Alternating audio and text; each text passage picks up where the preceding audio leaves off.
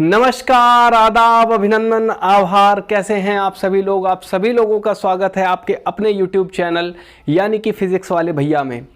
आज के क्लास में हम लोग बात करने वाले हैं ग्राफ से रिलेटेड कुछ ऐसे क्वेश्चंस की जो फिजिक्स में तो आते हैं, साथ ही साथ मैथ्स में भी आते हैं और मैथ्स के थ्रू कनेक्ट होते हैं फिजिक्स से। तो इन तमाम चीज़ों को जानेंगे कि कैसे हम लोग मैथ्स के ग्राफ के थ्रू फिजिक्स के क्वेश्चंस को सॉल्व कर सकते हैं या फिर उससे क्या अंडरस्टैंडिंग हम लोग ले सकते हैं। इन तमाम चीज़ों पे हम लोग आज चर्चा करेंगे। तो चलिए शुरू करते हैं हम लोग अपने इस सेशन को।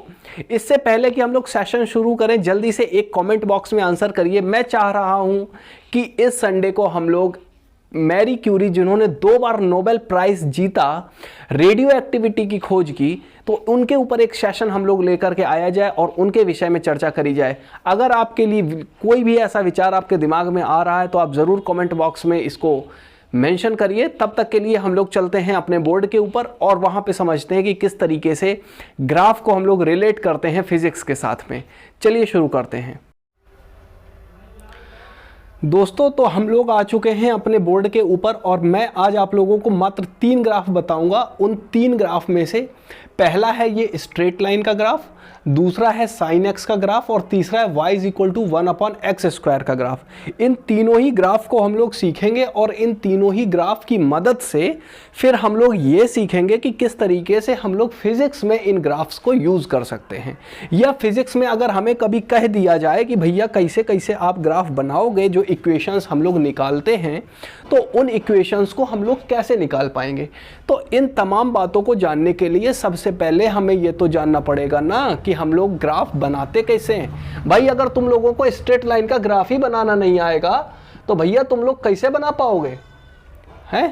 पहले ये तो पता हो कि स्ट्रेट लाइन का ग्राफ कैसे बनता है, तब आप लोग आगे की प्रक्रिया शुरू कर पाओगे, है ना।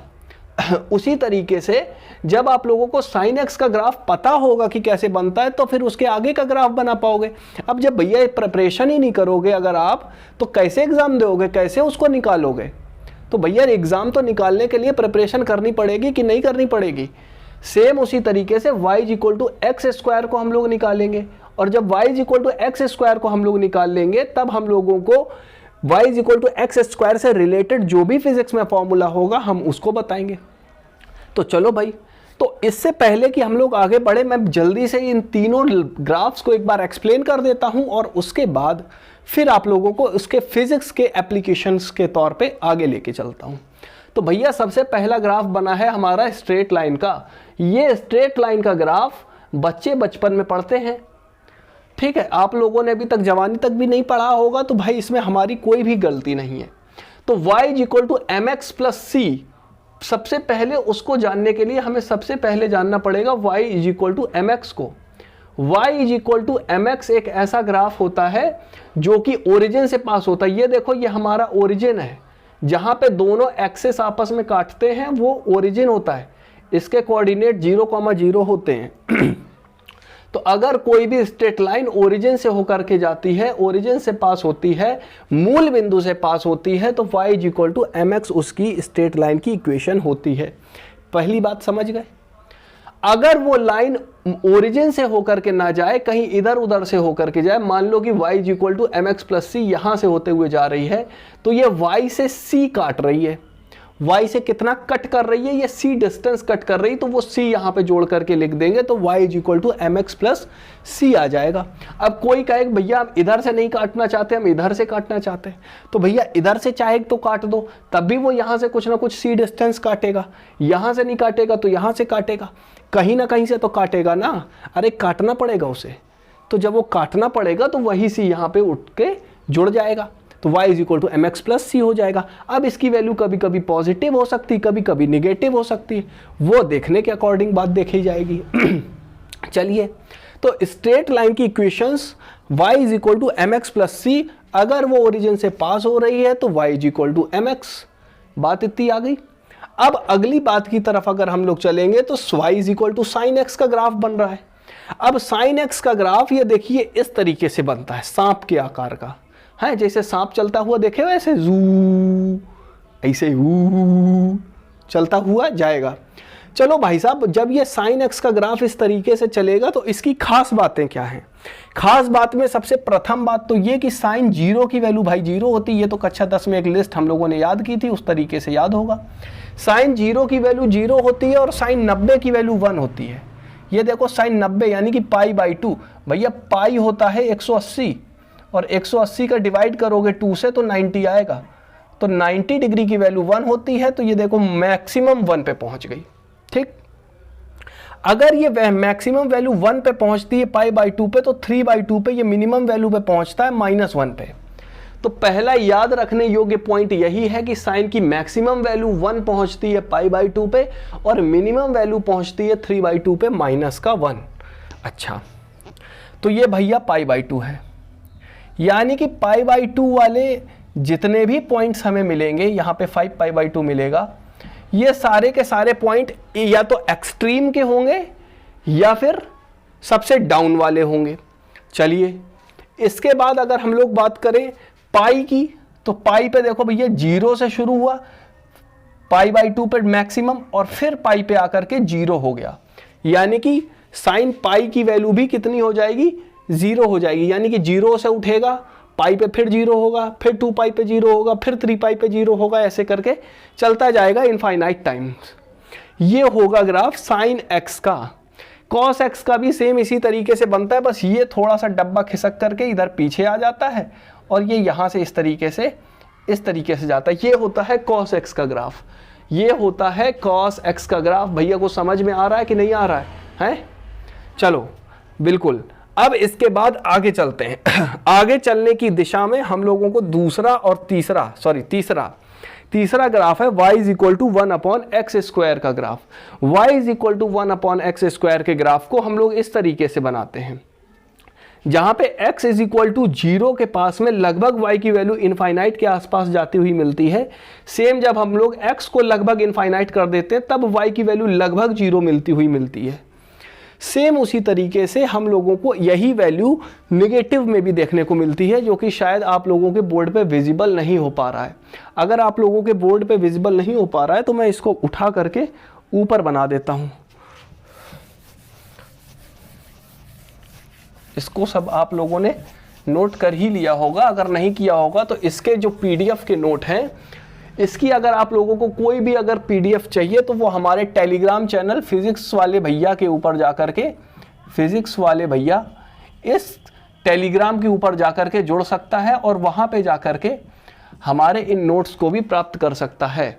फिलहाल के तौर पे हम लोग आगे बढ़ेंगे। हम लोग चल रहे हैं y = 1/x², y = 1/x² के टर्म के रिलेट में। ठीक है, तो इसका ग्राफ जब हम लोग बनाएंगे तो इसका ग्राफ बनेगा इस तरीके से, इसका ग्राफ बनेगा इस तरीके से।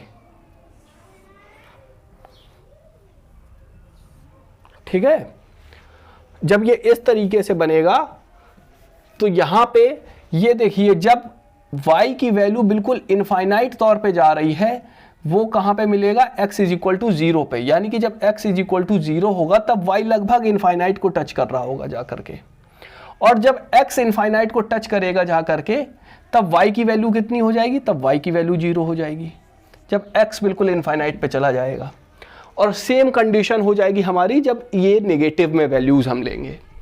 तो ये तीनों ग्राफ सीख गए। अब इसके एप्लीकेशंस को हम लोग सीखेंगे। सबसे पहले हम लोग सीखेंगे y = mx, यानी कि एक स्ट्रेट लाइन का ग्राफ, y = mx + c। तो y = mx + c जब हम लोगों ने कोई भी स्ट्रेट लाइन बनाई तो उस स्ट्रेट लाइन में हम लोगों ने एक फॉर्मूला पढ़ा होगा, equation of the motion. First equation of the motion, गति का प्रथम समीकरण, first equation of the motion, उसको हमने पढ़ा होगा v = u + at। अगर इसी को हम लोग कुछ अच्छे से लिखें तो क्या v = at + u लिख सकते हैं?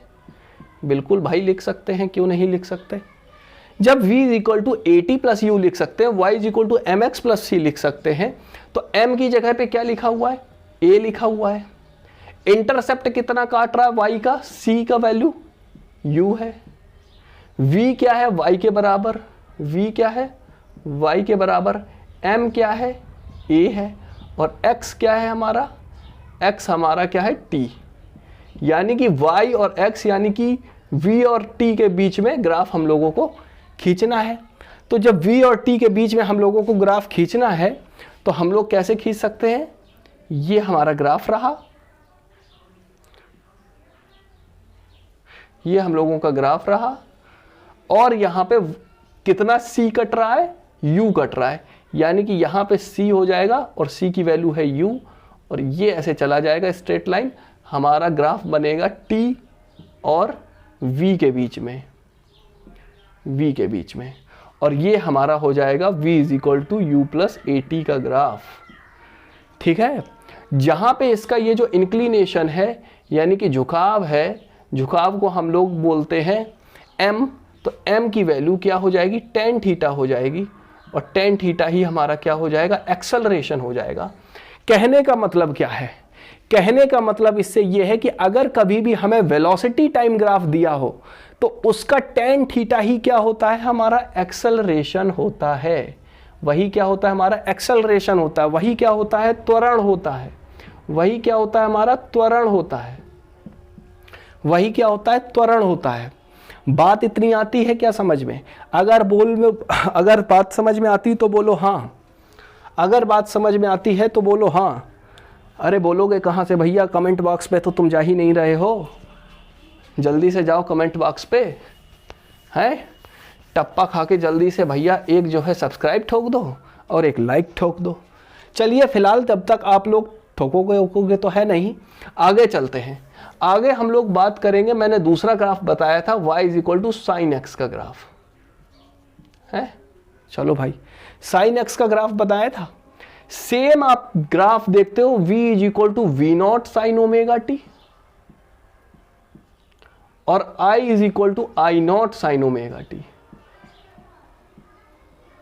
देखो दोनों में साइन ओमेगा टी, वही थीटा की जगह पे ओमेगा टी आ गया है ना, लेकिन बनेगा तो साइन का ही ग्राफ, और यहां पे कुछ वी नॉट और आई नॉट गुणे में आ रहा है तो उतनी ही इसकी क्या हो जाएगी, ऊंचाई उठ जाएगी। कहने का मतलब क्या हो जाएगा कि अब ये क्या बन जाएगा, वी नॉट बन जाएगा। ठीक है, और ये ग्राफ किसका बन जाएगा, v not sine omega t का ग्राफ बन जाएगा। ठीक है, और ये हमारा v है और ये v not sine omega t है, ये ओमेगा टी। ठीक, बात इतनी आ गई समझ में, और ये ग्राफ इसी तरीके से आगे ऐसे करके जाता जाएगा। अब इसकी मेन पोजीशंस क्या हैं, अब ये देखो टॉप कहां पे पहुंचेगा, 90 डिग्री यानी कि π/2 पे पहुंचेगा, यानी कि इस ओमेगा टी की वैल्यू π/2 होनी चाहिए, तब सबसे ज्यादा वैल्यू हमें मिलेगी। और साइन ओमेगा टी की वैल्यू π/2 हो जाएगी, यानी कि साइन π/2 के बराबर आ जाएगा। तो साइन ओमेगा टी की वैल्यू साइन π/2 के बराबर आ जाएगा, और उस कंडीशन में साइन π/2 की वैल्यू 1 आ जाएगी। तो इस पूरे की जगह अगर हम लोग 1 रख देंगे तो सिर्फ v is equal to v not ही ना बचेगा, और मैक्सिमम वैल्यू हमें वी नॉट मिल जाएगी। क्या इतनी बात समझ में आ गए?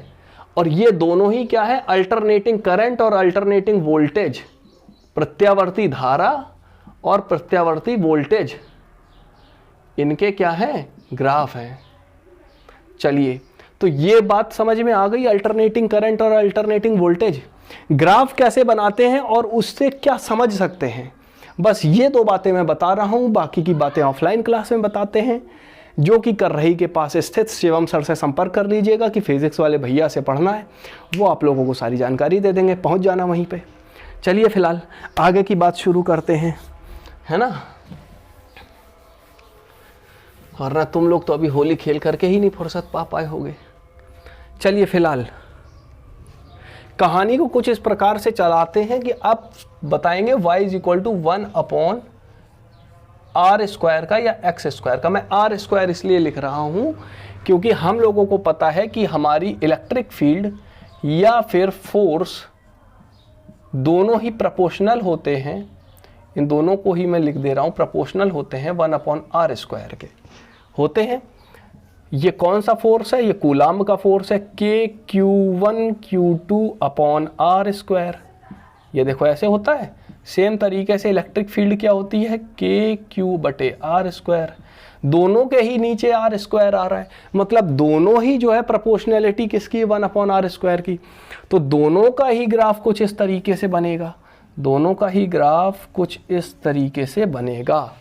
यहाँ पे मैं लिख दे रहा हूँ, यहाँ पे फोर्स भी ले सकते हो और चाहो तो इलेक्ट्रिसिटी भी ले सकते हो। और ये हमारा क्या है? r है, डिस्टेंस है।